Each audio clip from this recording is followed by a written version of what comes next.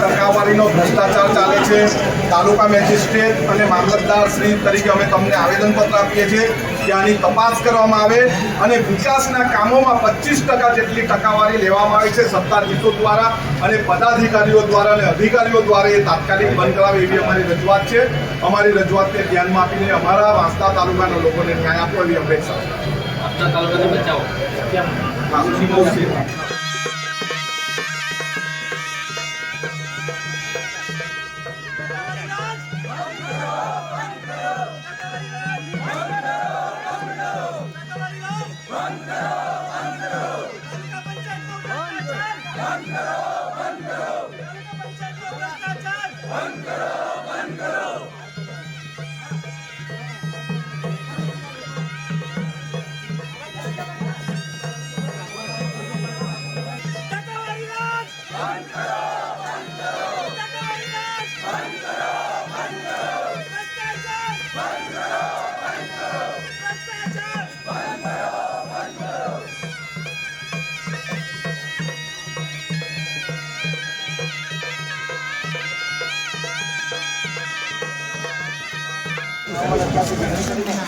હોળીનો તહેવાર નજીક આવી રહ્યો છે। દરેક દર્શક મિત્રોગણ હોળીની ખૂબ ખૂબ શુભકામનાઓ।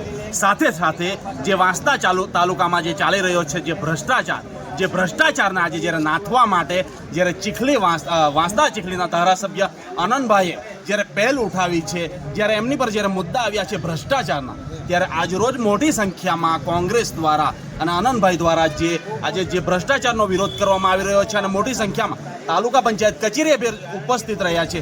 ત્યારે આપણે સીધા એમની સાથે વાત કરીશું કેવા ભ્રષ્ટાચાર અને કેવા ભ્રષ્ટાચારને નાથવાના પ્રયત્ન કરશે। ત્યારે આપણે એમની સાથે વાત કરીશું।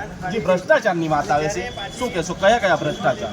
તાલુકા પંચાયત દ્વારા જે વાંસદાના 84 ગ્રામ પંચાયત અને 96 ગામો જે છે તેમાં વિકાસના કામો ચાલે છે જુદા જુદા।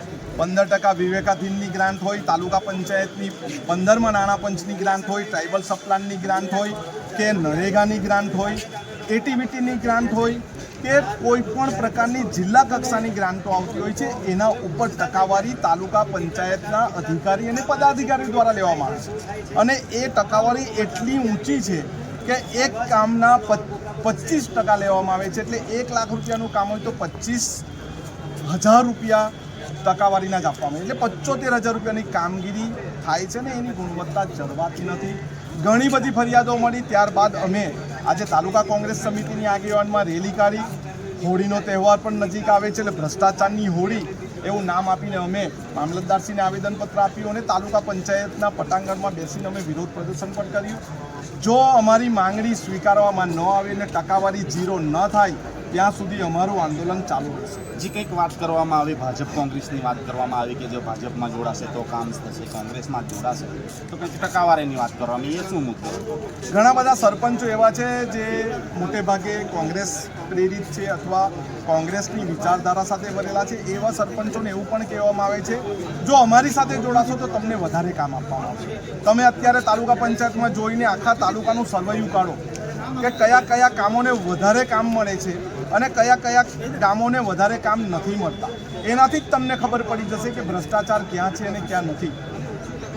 આખા તાલુકામાં દરેક ગામોનો સરખો વિકાસ થવો જોઈએ અથવા વસ્તી આધારિત એમને કામો મળવા જોઈએ, પરંતુ એ કામો એમને મળતા નથી. માત્ર ને માત્ર ટકાવારી આધારિત કામો મળે છે અને એના કારણે ઘણી બધી ગ્રામ પંચાયતનો વિકાસ રૂંધાય છે, ઘણા બધા કામો વિકાસના કામો રૂંધાય છે અને એના માટે જ આજે અમે વિરોધ પ્રદર્શન કરવા. જે આગળની રણનીતિ શું રહે? આગળના સમયમાં અમે ગામે ગામે જઈશું. કયા ગામમાં કયા રસ્તો સારો નથી બન્યો, કયા ગામમાં આ રસ્તાની લંબાઈ ટૂંકાઈ ઓછી છે, પહોળાઈ ઓછી છે, કયા ગામમાં નરેગાના કામો ચાલતા છે, કયા ગામમાં પાણીના કામો ચાલતા છે, કયા ગામમાં સ્મશાન ભૂમિ પ્રોટેક્શન વોલના કામો ચાલતા છે, પેવર બ્લોકના કામો ચાલતા છે, એસ્ટિમેટ મુજબ થતા છે તે જોઈશું અને વિરોધ પ્રદર્શન કરવા માટે તાલુકા પંચાયતના પટાંગણમાં અમે ધરણા પ્રદર્શન કરીશું. જે આ હતા જે વાંસદા ચીખલીના ધારાસભ્ય, એમણે જ્યારે ભ્રષ્ટાચારને નાથવાના પ્રયત્ન કર્યા છે અને જ્યારે એ ભ્રષ્ટાચાર જ્યારે નાથશે ત્યારે જે અનેક જગ્યાએ પહોંચીને કામો પણ ચેક કરશે અને જે ભ્રષ્ટાચારના લીધે જે ક્વોલિટી નથી મળતી એ પણ ચેક કરવામાં આવશે અને અગાઉના સમયમાં એવો ધારણા પ્રદર્શન પણ કરશે જો આ ભ્રષ્ટાચાર નહીં નાથાશે તો. ડિસિઝન ન્યૂઝના બીજા વિડીયો જોવા માટે ચેનલ સબસ્ક્રાઇબ કરો અને બેલ આઇકન બટન પર જઈ ક્લિક કરો. સ્વતંત્ર અને આઝાદ પત્રકારત્વની મદદ કરવા નીચે આપેલા થેન્ક્સ બટન પર જઈ ક્લિક કરો. મદદની કિંમત નિશ્ચિત કરો અને ડિસિઝન ન્યૂઝની આ સફરમાં અમારા સાથી બનો.